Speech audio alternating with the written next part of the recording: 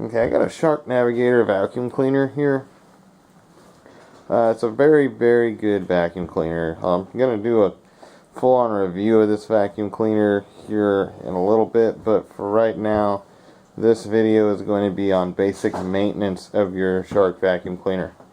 Okay, it is a pretty complicated vacuum cleaner in the respect that there's a lot of safeties on here, and it's designed very well and very efficient.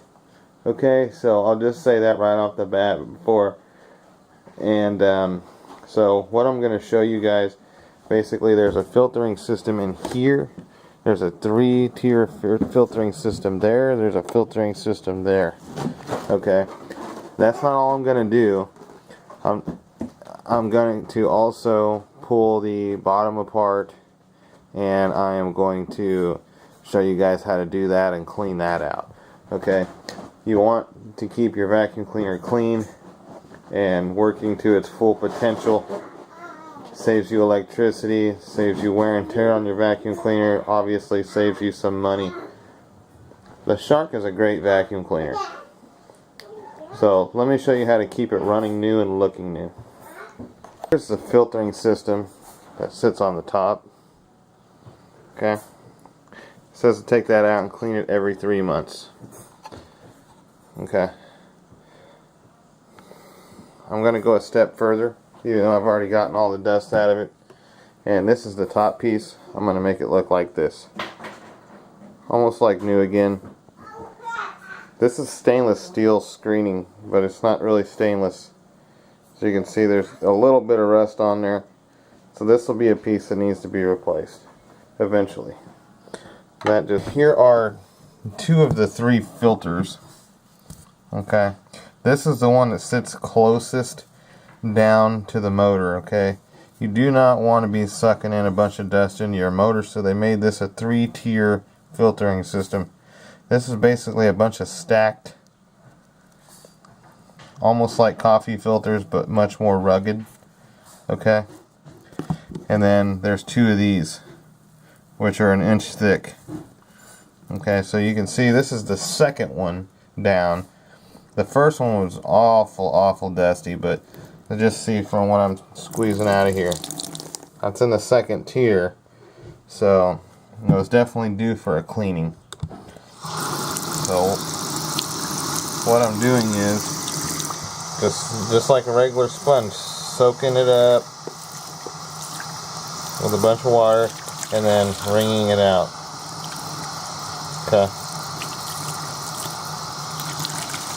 And I'm going to do this until it's clean, until I wring out clean water.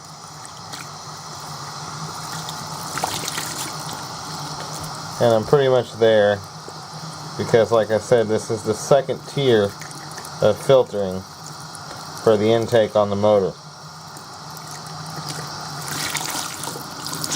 Okay. So that's good. Nice and white. Okay, well, this thing here is a little bit of a hurting unit. I would rather just replace this, but I can't do that at the moment. But I would rather get it as clean as possible. This way I don't have to replace the entire vacuum cleaner.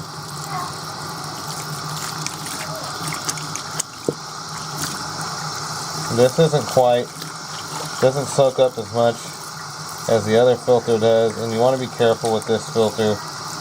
As you can see, it's basically sewed together right there, right there, right there. See? So you just kind of want to be careful with it.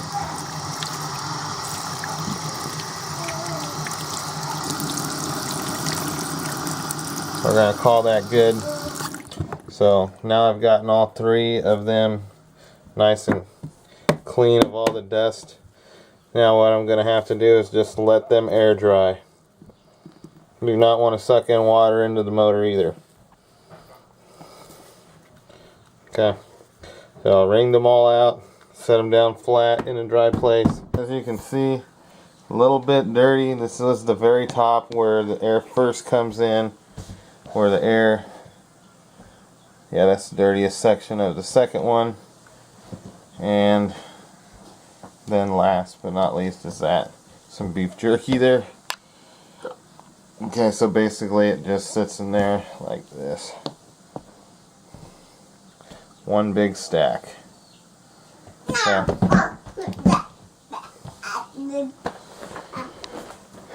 And that will go down there for the intake of the engine, the motor. Okay, my motor's not in that bad a shape. It's pretty nice and clean down in there. What I'm gonna do is, see there's a little bit of dirt like right there. I'm gonna get a wet rag and I'm going to try to pick up as much of that with the wet rag as I can so that it doesn't go down in there. Okay. And then I'm going to just clean every part of the vacuum cleaner, inside and out.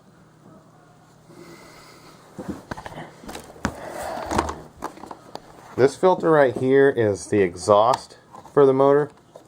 Okay, so basically all this does is it makes it a little bit more quieter, and it also makes the air a little bit less stinky from dirt that's being thrown around. Okay, and it tries to stop the dirt from being thrown directly out. Okay, so when you run without this, it's louder and it also smells. Okay, so what I do is I will obviously rinse this off, which I've done recently, so I'm not going to do it again. But what I do is I grab some cologne and I'll spray some cologne on the front of this so that whenever I'm running the vacuum, I am also freshening up the house. If you have some air freshener, you can do that as well, because this doesn't send air into the vacuum. This is sending air into the living space. So basically the air is coming this way. So if you go and you spray the top of this with something that smells great and the air pushes across it, there you go, you have dual action right there. Okay, so that's nice.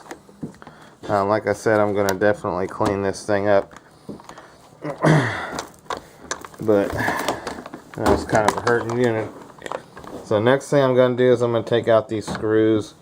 I'm going to get to my beater brush. I'm going to clean it off. As you can see, it's full of hair and everything else. That will allow me to inspect other wearable parts, make sure everything else is running correctly. Okay, so let me get back